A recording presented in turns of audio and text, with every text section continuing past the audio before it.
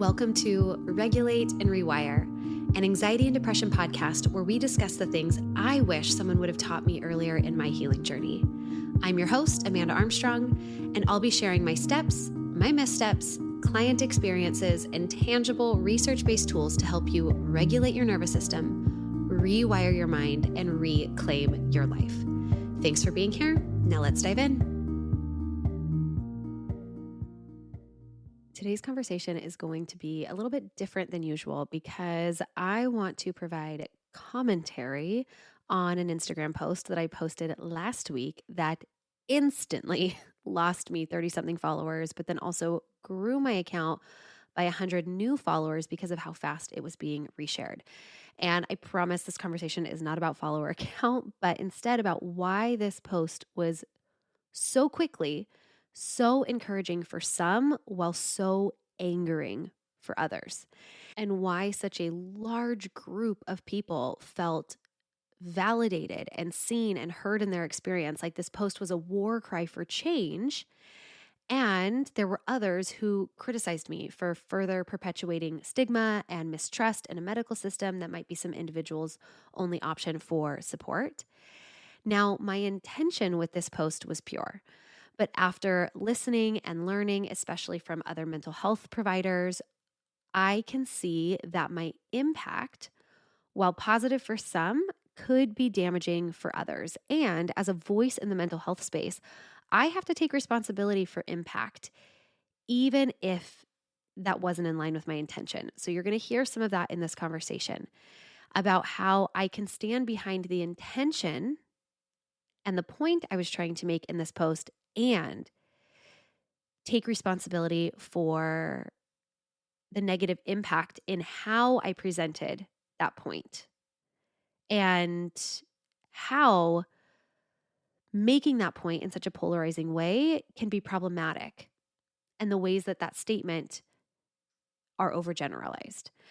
Now, I'll give a little bit of a backstory and then I'm going to read the post for all of you. So for context, this post was originally written after particularly frustrating back-to-back conversations with two of our clients. Now, what I'm about to share is shared with permission and it's being shared anonymously. But client number one, this first person is somebody who has been on antidepressants and as needed anti-anxiety medication for years. And they were currently on a low dose and feeling pretty ready to come off. So they went to the doctor, they approached their doctor about this desire to taper and come off medication, and they immediately received pushback. Their doctor cited the chemical imbalance theory as the reasoning for why they needed to stay on medication, which, by the way, if you're new here, we've had a lot of conversations around how the chemical imbalance theory was debunked over a decade ago. And I just cannot fathom being a doctor with a patient in front of me telling me, hey doc, I'm doing much better. I'm in a place where the side effects of this medication feels more harmful than helpful. And I would love your support in coming off these psych meds. And then being a doctor that tries to convince that person out of that decision. What a disempowering interaction to have.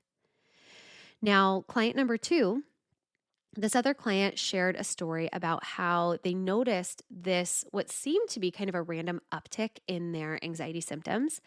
And she had this hunch that it might be because of low progesterone. Now, hormones were particularly on her mind. Her and her husband were trying to conceive. And she still was like, you know what?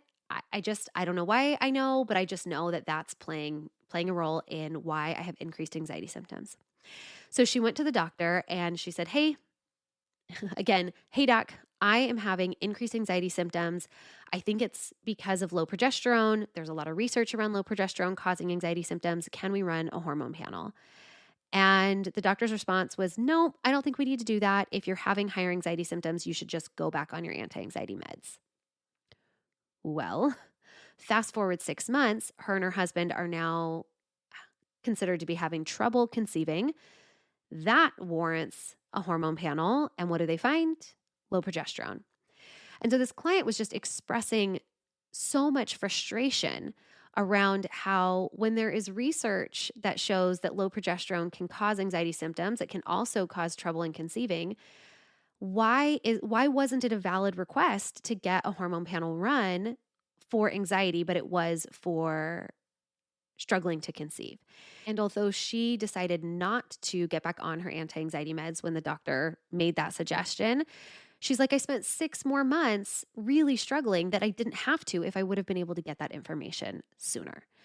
And these two stories just represent so many stories I've lost count of individuals seeking out and asking for more comprehensive, a more personalized approach and being denied that.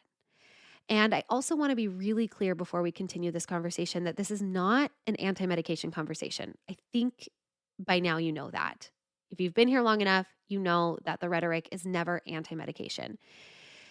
And I also know that this isn't all doctors. I'm not talking about all doctors. I'm talking about the ones still subscribing to an outdated medical model that don't listen or work with the patients in front of them. So, what was this post? This was a carousel post. So it went slide by slide by slide, and it was in writing with some illustrations. And the cover slide read, if your doctor prescribed you antidepressants before a blood test, they're more of a drug dealer than a doctor. And it continued on. If your doctor prescribes you medication without first asking about your stress levels, friendships, diet, hormones, exercise routine, or sleep, then they're more of a drug dealer than a healer. Symptom management is only part of the solution, but when it is presented as the solution, everyone suffers. Poor diet, sleep deprivation, sedentariness, loneliness, chronic stress, hormone imbalances, concussion history, gut health issues all contribute to nervous system dysregulation and symptoms that get labeled as anxiety or depression. There is no amount of talk therapy that'll rid anxiety symptoms caused by a nutrient deficiency or lack of sleep, and there's no antidepressant that'll heal depression caused by isolation, trauma, or a hormone imbalance. The same symptoms often have very different root causes, which is why we should be assessing physiology first. We've had over 15 clients in the past 2 years request blood work just to have their doctor deny that request. That's preposterous. Rise as We is at the forefront of mental wellness because we're committed to dismantling outdated models where enough checked boxes label you with a generic diagnosis. And this year, we'll be bringing on a practitioner to help our clients order and analyze blood tests and do a full lifestyle assessment to support our whole human, whole life approach to healing. Mental health looks different for everyone, and so should the solution. Now, I can imagine that those of you listening to that right now with me also are having a variety of responses. Some of you heard that and were like, yes, yes, yes. Others of you might have noticed that your system got really tense or defensive, and some of you are just downright pissed off that I'd ever post something like that at all. And my hope is that all of us feel a little bit more settled and have a little bit more perspective by the end of this conversation. So, like I said, the post went live and pretty quickly I lost some folks, I gained some folks, comments came in, shares happened, DMs poured in of all varieties, everything from in all capital letters, I want to repost every single slide individually, like yes, yes, yes, to you should be ashamed of yourself as a mental health advocate. One of the things that surprised me most was just how many people took that and read it as being anti-medication, despite in the caption me specifically and explicitly saying this is not an anti-medication post. And one comment or message that I got that I want to give a little bit more space to here was this like, yes, and this like, yes, I see the point you're trying to make. And sometimes people need medication to take the edge off their symptoms so that they then can take a more proactive approach. And to this, my response was always absolutely, absolutely yes. That can be a helpful and even life-saving way to engage in psych meds. Coming back to the intention a little bit, here's a frustration that I have that's been echoed by hundreds of people that I've talked to over the last couple of years is that far too often medication is presented as the solution versus an option or even a part of the solution. It is offered without any context or education. Now imagine a person, or maybe you've been that person who is struggling. You are seeking help. You check enough of the symptom boxes to get labeled with anxiety or depression, and a prescription is written. Full stop. That's it. That's the whole story. That's the end of the journey. Hey, I'm struggling. I need help. Check, check, check. Here's your meds. Again, no other context, no other options, no education provided. And oftentimes, this prescription is even written after explicitly telling a doctor that they didn't want to go on meds. And I know because this is part of my story. It was, hey, I'm really struggling. Here are some of my symptoms. And I'm really hesitant to go on medication. I'd like to better understand what's going on. I'd like to hear about my options. To which a response was something like, well, you have anxiety. This is the support I have to offer you. Here's your prescription. And to counter this, because I think the theme of today's conversation is a yes and intention and impact and owning all sides of this. Because one of the ways that I realized my post overgeneralized in a problematic way is that there are certain cases in which prescribing psych meds before ordering lab work is the right call. I don't know that I would have said that a week ago.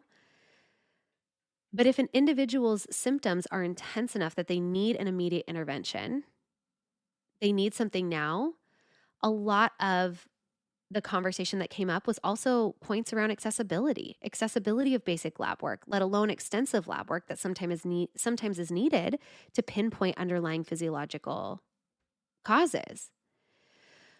And to illustrate this, I want to share part of the conversation or part of my DMs with a provider who was particularly angry with me, at least at first. She wrote in, when you call healthcare providers, quote, drug dealers for not ordering labs before prescribing medication, you are creating a sense of distrust in some people's only option for healing. There's also so much trauma around drug abuse and addiction, and insinuating that a medical provider is a drug dealer can be such a harmful connotation. But sometimes we need to start with medication as a vessel to get someone to a place where they can feel safe enough to do other therapies. And sometimes that involves labs and sometimes it doesn't. I work really hard to establish trust, and saying that if I don't order labs first, then I'm a drug dealer is a harmful blanket statement.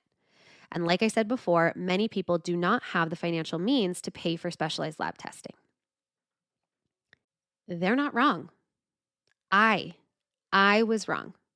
I was wrong for making such a blanket statement without, at the very least, providing contextual language around situations like this. I also didn't consider how triggering the use of the term drug dealers could be, and I should have. I absolutely should have. What is at the heart of this post and this share and the frustration that drove this was what I wished happened differently when psych meds are offered. And what that looks like is that when they're offered, there's more education. There's a greater sense of choice. What I would love to see is even a 2-minute conversation that went something like, I can see that you're struggling. This is real, and I'm here to support you, and you have options. We know that anxiety and depression can have a variety of root causes. Trauma, environment, relationships, physiology, lifestyle. These symptoms that you're experiencing, as debilitating as they might be, they are here for a reason. And if they're keeping you from functioning in your daily life, psych meds might be a supportive next step. What they can hopefully do is dampen the intensity of those symptoms so that you can then take a more proactive approach. But what I want you to know too is that meds aren't effective for everybody, and they don't get to the underlying cause. Also, it can be helpful to get blood work done, and I'd love to order that for you to see if there's any underlying physiological deficiencies. And here's what I'd recommend. I'd also love to have a quick conversation around some lifestyle pieces that can exacerbate symptoms and see if we can identify even just one small way to also approach your healing that way too. I can't even begin to tell you. I'm emotional even sharing that hypothetical conversation because that would have been so beneficial to have heard at that stage in my healing was this kind of yes and. Because when we oversimplify the solution of anxiety and depression to simply taking a pill, it hurts people. Anxiety and depression are nuanced, and what I believe true and informed consent consists of is context and choice.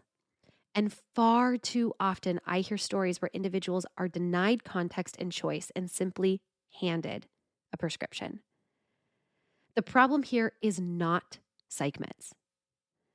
The problem is an outdated medical model that shortcuts personalization of care. And what I now understand, because of the conversations I've had since this post with other mental health practitioners, what I now understand is that sometimes part of that personalized care also means considering the means and the accessibility of the person in front of you. And sometimes meds without or before blood work might be the right option for that particular person, especially for those in desperate situations or with limited resources. And the harsh reality remains that medication only helps 50% of people who are prescribed it.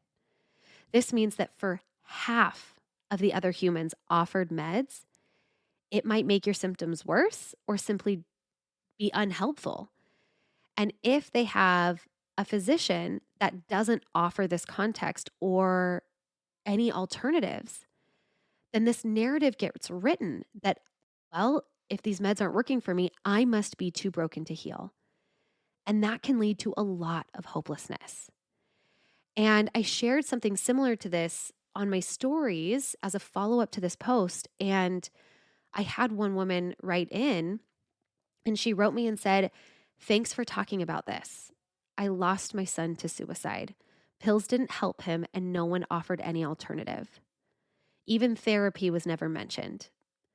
They presented medication like it was going to be the cure. And when it wasn't, he lost all hope." And to contrast this, another woman shared that meds were the only reason that her son was still here. And I don't know if you can hear this in my voice, but I'm getting emotional as I share this because, again, when we oversimplify a solution to a wildly nuanced problem, it hurts people. And as part of this conversation, I do also want to give voice to the number of people who found this post to be validating and empowering, to the I think hundreds at this point of people who shared it or saved it.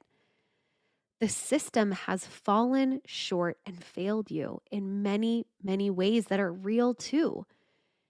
You deserved better care. One person wrote in, "My first prescription of antidepressants came during my first real struggle with anorexia. People saw me sleep a lot and lose weight, so I was put on happy pills that further suppressed my appetite. More questions should have been asked. That was crappy care." Another person wrote in saying, "Antidepressants helped make my depression less intense, but it was years of therapy that ultimately healed me and helped me find the root of what was causing me those years of suffering. A doctor never recommended I go to therapy. Not even a psychiatrist did." That's crappy care. To put somebody on pills for years without ever mentioning that therapy might also support their healing. And a third person wrote in and said, "I've been on and off meds for most of my teen and adult life. Eventually, the meds stopped working. The answer cannot be to double the dose every time. I am proud to say that I'm 6 months off meds. Did they help me? Sure. But eventually they didn't. And I was so tired of hearing, 'Let's just double your dose.' The last straw for me was when a doctor said, 'Well, you can't have postpartum depression. You don't want to hurt your baby.'" She continued, I'm grateful for modern medicine and there's a time and place. But the more I dig and learn about pharmaceuticals and the whole industry, the more ick I have and the more I lean into exactly what you share in the world. So thank you for what you do, for talking about hard things that aren't always easy to hear. Can you imagine? Can you even imagine being in a doctor's office and having that doctor look at you and say something like, well, you don't want to get postpartum depression. You don't want to hurt your baby. You probably should up your dose. Using fear and guilt to keep you on meds. Postpartum depression is real, and we'll have a conversation another time about that. I also happen to know the person who wrote that into me personally, and I know that the context in which the doctor said that was out of line. It was crappy care. This conversation today, I know, it can feel sticky for a lot of us. But I wanted to give voice to different sides of this conversation because I don't think that we have enough unfiltered and open conversations around people's experiences and journey to and off psych meds.